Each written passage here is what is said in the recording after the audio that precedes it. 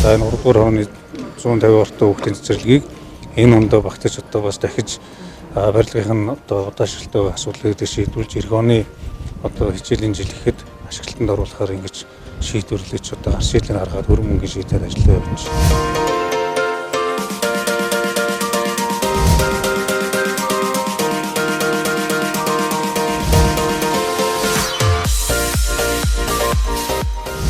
Өдрийг туссан Багнуур эрүүл мэндийн төвийн үйл ажиллагаа өргөжж бас үйлчилгээний төрөл зүйл нэмэгдэж байгаа.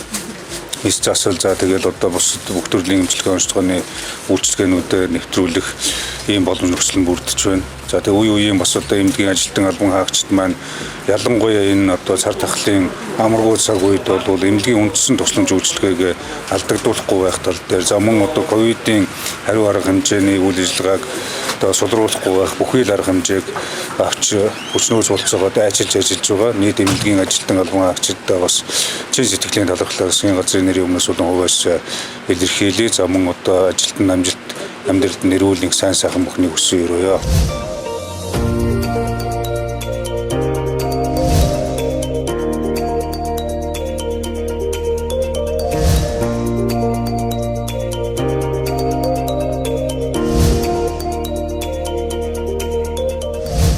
Багнуур дүүрэг бол бас боловсролын нийт одоо дүнгээр улсын хэмжээний дундажтай энэ ойролцоо явуулдаг ийм өндөр амжилт үзүүлдэг салбар байгууллага.